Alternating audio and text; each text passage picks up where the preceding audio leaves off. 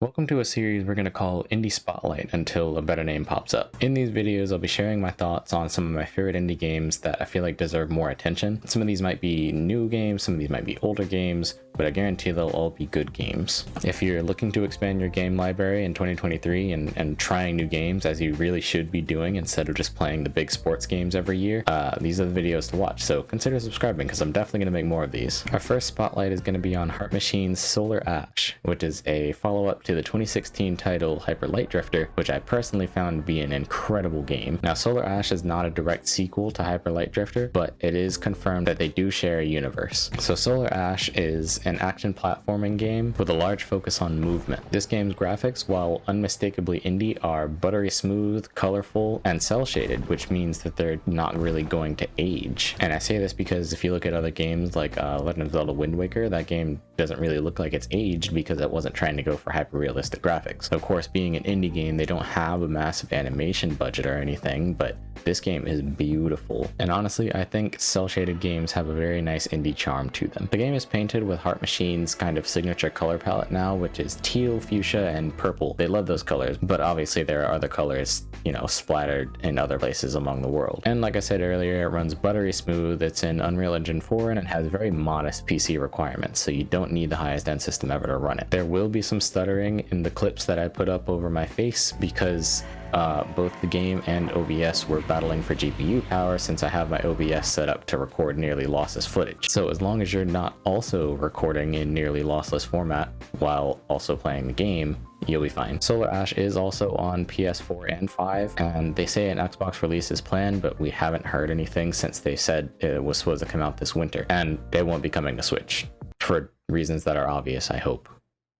Anyway, Solar Ash's storytelling is fairly rich. Heart Machine has always done a really good job with revealing the story as you play a game, and I say they've always done a good job as if their only other game isn't Hyper Light Drifter, but I digress. You play as a Void Runner named Ray, and she was part of a task force that was sent into the Ultra Void to destroy it. Now, a device capable of destroying the Ultra Void, which is a supermassive black hole that is destroying eating planets, is inside of the Ultra Void, of course. And so you dive into the Ultra Void to find the Starseed, which is still intact, it's just not functional because of the anomalies that exist inside of the Ultra Void. So to restore functionality to the Starseed, you'll need to find your other Void Runners, and you'll need to eliminate the anomalies that exist in the shattered parts of worlds that you're going to encounter outside of the main area. The game's NPCs are few and far between because of the circumstances of being swallowed by a black hole. However, this makes the interactions that you do get and the puzzles and questions that those bring up very memorable, because while Ray is constantly trying to understand the gravity of the situation and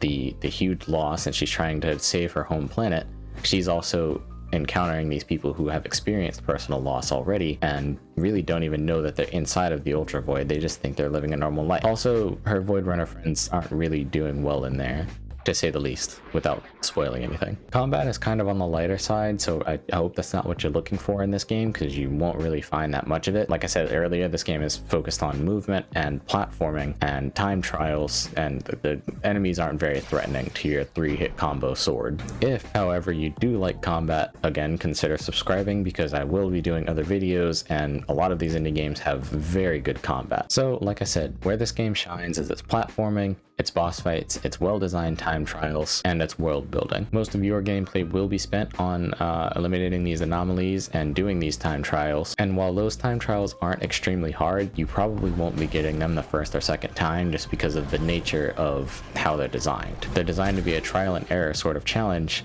that you're going to die in, and you're going to have to try it again in order to complete your objective. These time trials that you'll be doing inside of the levels will be introducing techniques that you're going to use in the boss fight in that given area. And even though I've never fully played Shadow of the Colossus, I played probably an hour of it before I decided that it wasn't quite for me because of the graphics. This game's boss fights are very much inspired by Shadow of the Colossus, which is a great thing. These fights will have you jumping into the air and grappling onto an enemy's back in order to skate along said enemy's back in these gravity-defying platforming challenges where you have to precisely time your stabs and your slashes at certain points. It's kind of like acupuncture.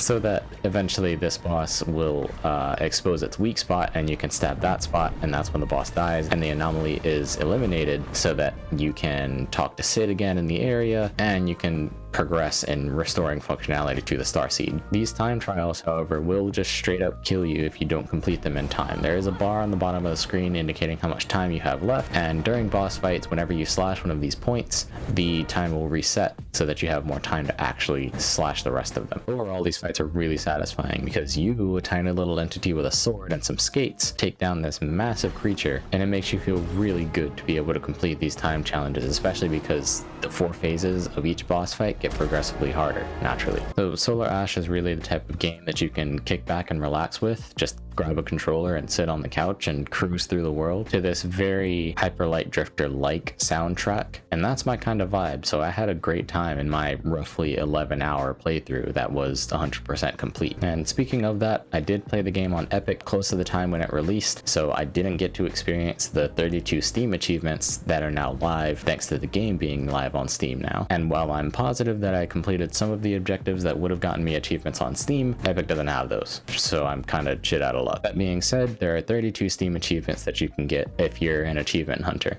That life isn't for me, but there are 32 achievements for you to get. And my last point about 100% completion, it was not difficult whatsoever. If you're familiar with Hyper Light Drifter, you'll be privy to the little distinct markings that they use to denote a secret area. And in Solar Ash, these secret areas contain either Void Runner caches or audio logs from an explorer named Tarragon Danderpaws, which I honestly think is such a cool name. We don't know much about Tarragon though, because they were a former explorer of the Ultra Void, and we don't really know what happened to them. The wiki says that they joined the Umbra in the game, which I won't go into because that's a whole nother thing, but you can find out yourself. Anyway, finding all of these Void Runner caches is going to grant you a specific suit in any given area, and these suits have different beneficial effects. These suits are not necessary to progress in the game, nor do they make things significantly easier because the game is already pretty easy itself, but upgrades are always nice to have, and 100% completion is nice to look at, so why not? There is an AI companion that you'll find in each area named Sid, who you'll have to restore full functionality to by eliminating the anomalies in the area, and talking to Sid will allow you to find out how many Void Runner caches are left in a certain area. Sid will not, however, hint at the location of said Void Runner caches. And more on these caches, the game really encourages you to explore these really big areas. It grants you smooth, quick movement and never really interrupts your flow, and so crossing to the other end of one of these areas is relatively painless because you're doing it quickly and smoothly. All in all, I think Solar Ash is a fantastic game, but if you're going into it expecting Hyper Light Drifter 2, you'll be kind of disappointed. Solar Ash is a different game than Hyper Light Drifter, and that's what Heart Machine was after when they made Solar Ash. This is more of a relaxing, melancholic, meditative experience than Hyper Light Drifter was, where it was heavily combat focused. So yeah, I think Solar Ash deserved more attention than it got, so whether you've been eyeing it for a long time or this is the first you're hearing about it, I highly recommend going to buy it and play it. But yeah, that's it for me. Unfortunately, I have to give you the YouTuber's outro, which I don't like, but you know, call to action's good. Please consider subscribing if you enjoy my content. It's very encouraging to start a channel to some pretty good reception, and I welcome any feedback in my comments, as well as on my TikTok page of the same username where I post shorter form opinionated content. And this year in 2023, I'll also be ramping up my streaming, both here on YouTube and on TikTok. So follow me in both places, please, and come hang out on a stream sometime. Peace.